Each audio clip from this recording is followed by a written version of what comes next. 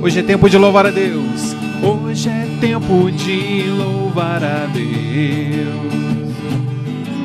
Em nós agora habita o seu Espírito. Então é só cantar. Então é só cantar e a Cristo exaltar, e sua glória encherá este lugar. Vem louvar, vem louvar, vem louvar, vem louvar. No meio dos louvores Deus habita. É teu prazer cumprir o que nos diz. Então é só cantar e a Cristo exaltar, e sua glória encherá este lugar. Vem louvar, vem louvar, vem louvar, vem louvar.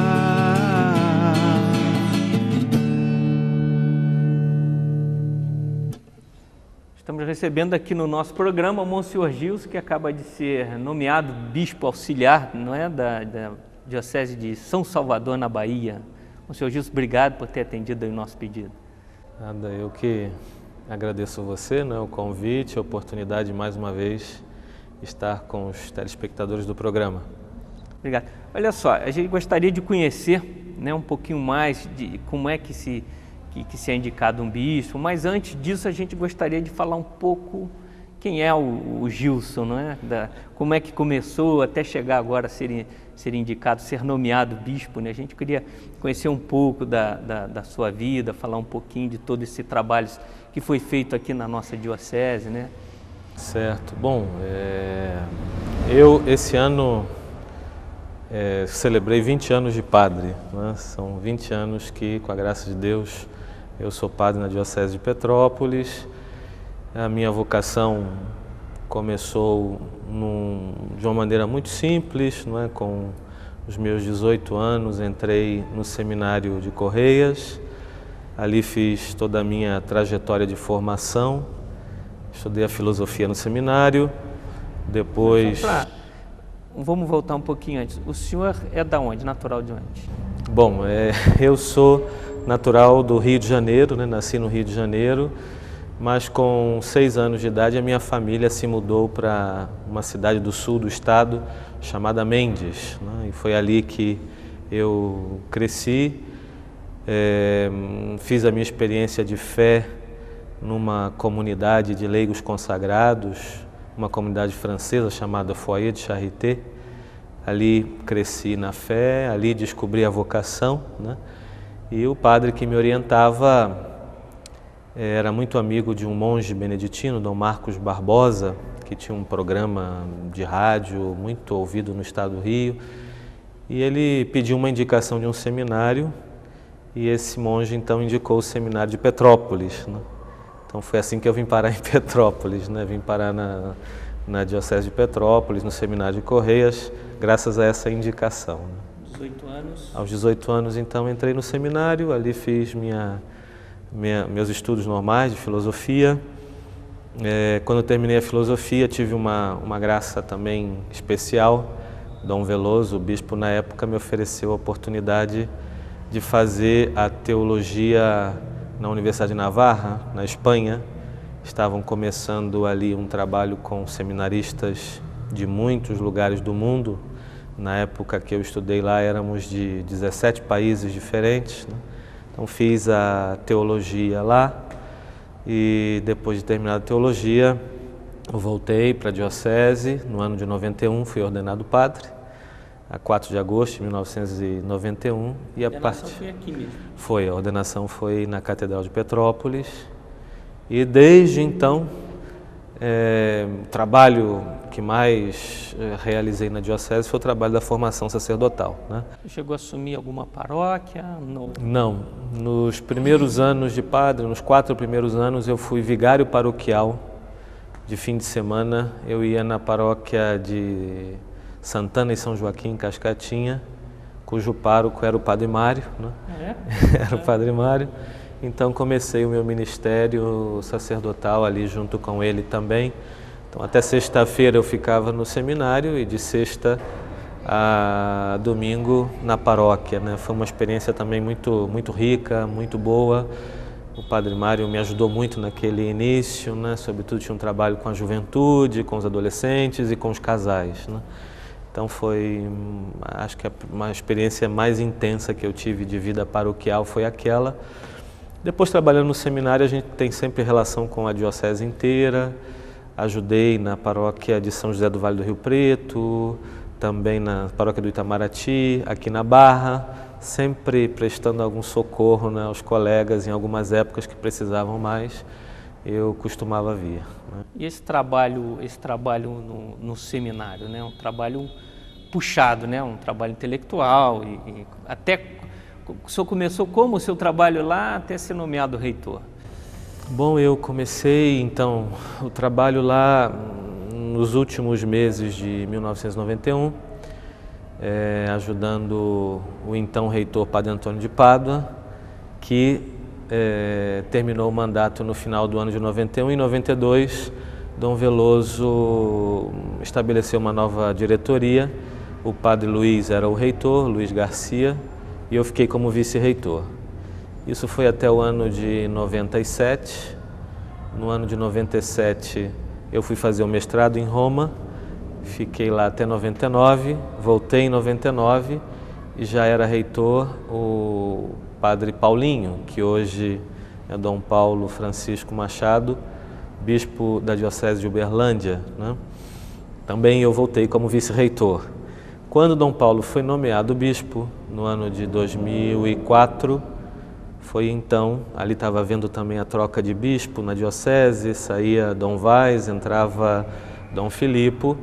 Então Dom Vaz me deixou no lugar de reitor, embora não pudesse me nomear ainda, porque ele estava saindo.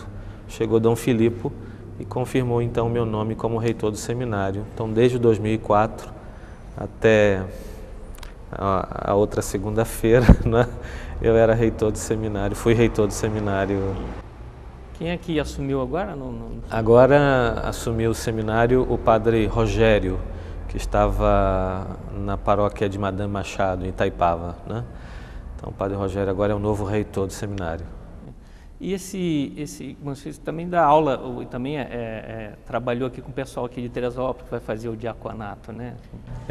Também é outra coisa, né, no meu ministério sacerdotal que sinto que Deus me pediu, né? Tive que fazer muito, foi trabalhar na formação de um modo geral, né?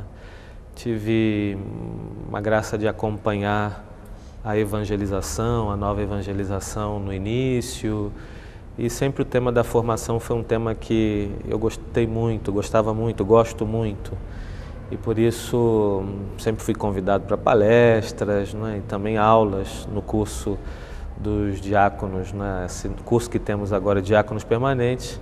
Eu também era professor, dei uma boa parte das matérias dogmáticas.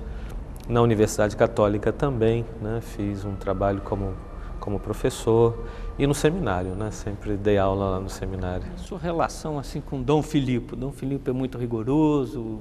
Assim. Nada, eu penso que Dom Filipo é um mestre, né? É um mestre, é um grande formador, é um homem que tem uma visão muito longe das coisas, né? E por isso a gente às vezes tem dificuldade de acompanhá-lo, né? Porque ele vê lá na frente e a gente tem que correr atrás, né? Mas não conhecia Dom Filipo antes dele vir para a diocese, mas por força até do meu trabalho como reitor, a gente teve que trabalhar muito perto, muito junto, né? E admirei muito Dom Filipo no sentido de, sendo um homem de tantas luzes, né? Um homem tão inteligente e tão capaz de tantas ações, era um homem também muito atento às pessoas, né? Uma pessoa que é capaz de estabelecer um diálogo, de saber ouvir, de aprender com os outros, né? Ao mesmo tempo que sempre nos ensina. Então nosso relacionamento foi um relacionamento cada vez de maior amizade, né? e também, diria, da minha parte de discípulo, né, de aprender, né? Foi uma graça muito grande esses 7 anos ter estado perto de Dom Filipe, porque aprendi muito com ele, tenho aprendido muito com ele. Dom Filipe, assim, ele passa para a gente assim, uma segurança, né, na fé, né? A gente, quando está com ele, a gente se sente mais firme na fé. Deixa eu te fazer uma pergunta. Essa sua experiência vivendo fora do país, né? Você morou na Espanha, morou também na Itália, você fala quantos idiomas? Bom, isso também é uma outra graça, né? O fato de estudar fora, forçosamente você tem que aprender idiomas, né? Então, tive que aprender o espanhol, porque morei 3 anos na Espanha, e na casa que eu morava, para a gente se entender, né? Um falava o tagálogo, lá os filipinos, outros falavam inglês, outros falavam um outro idioma, outros falavam alemão, então nós nos entendíamos em espanhol, né? E depois em Roma também a gente teve que aprender o italiano, né? Como a gente pôde. O latim facilita um pouco, né? Mas eu acho que eu sei mais italiano que latim, infelizmente, né? Mas também a oportunidade de estudar lá. Depois, no 2º ano que eu estava lá, de fins de semana eu ia numa paróquia, ajudava as confissões, celebrava a missa, pregava, né? E na infância, como eu cresci numa comunidade que tinha muita gente francesa, eu tive a oportunidade de aprender também o francês, né? Mais leio do que falo, mas também me viro um pouquinho, né? Isso ajuda. Poliglota. Mas e essa experiência assim de sair de um país igual o nosso, o Brasil, né, e entrar no... Se bem que na Espanha é um pouco, né, o povo é meio assim, um pouco parecido. Olha, a gente sempre sente a diferença, né, sobretudo brasileiro. Eu me lembro que os formadores lá na Espanha diziam: vocês brasileiros são muito sentimentais, né, porque a gente chegava lá e começava a sentir muita falta de casa e sentia muita saudade. Então, os 6 primeiros meses, eu me lembro, foram assim, difíceis de adaptação, aquela vontade de voltar, de vir embora. E eu tinha um colega de Porto Alegre e dizia: bom, se a gente aguentou 4 meses, a gente aguenta 6, a gente aguenta 3 anos, né? Porque eu fiquei lá 3 anos sem voltar ao Brasil e, de fato, depois de 6 meses, já me sentia em casa, e quando fui estudar em Roma não tive nenhuma dificuldade de adaptação. Mas em Roma, vamos falar de Roma, você esteve próximo do Vaticano, teve aquele convívio ali ou não, muito mais afastado? Roma é um mundo muito grande, né? Mas a sua faculdade era no Vaticano, não? Não, né? Tem muitas universidades em Roma. Era uma universidade pontifícia, a Universidade da Santa Cruz, naquela época estava começando, hoje é uma universidade de porte, de força também em Roma. Mas a gente tinha muita oportunidade de estar perto do Santo Padre, né? Na época era João Paulo II, né? O grande João Paulo II, porque nos fins de semana tinha celebrações que a gente podia participar. Eu muitas vezes pegava ingresso para dar comunhão nas missas, né? No domingo, tem isso. Então a gente ia durante a semana na casa pontifícia lá, num lugar próprio para isso, pegava uns ingressos, aí eu queria dar comunhão, né? Eu me lembro, eu dei comunhão na missa de beatificação do Padre Pio, dei comunhão na missa de beatificação do Frei Galvão, né? Estava na época, então aproveitava. Estava em Roma quando Santa Teresinha foi proclamada doutora da Igreja. Então vi que tudo isso eram graças, não é, que Deus estava me dando, e me lembrava sempre de uma coisa que o Papa João Paulo II dizia, né? Quando ele foi estudar em Roma, ele disse que foi aprender Roma, né? A gente precisa aprender Roma, porque estar em Roma é estar no coração da cristandade, no coração da Igreja, né? De qualquer forma, toda essa sua passagem, toda essa sua aproximação, quem sabe foi um aprendizado, né, para agora este momento, né? Penso que a providência divina se serve disso também, né? Porque um bispo é um sucessor dos apóstolos, né? Então é uma tarefa bastante grande, bastante bonita, bastante exigente e, sobretudo, necessita de uma grande afinidade, de um grande amor à Igreja. Em Roma a gente aprende isso. Vamos falar um pouco mais sobre essa sua indicação para bispo, né, essa sua nomeação. Vamos falar um pouco dessa coisa do bispo, explicar para a gente como é que funciona, mas no próximo bloco a gente vai dar uma paradinha para os comerciais, mas a gente volta logo.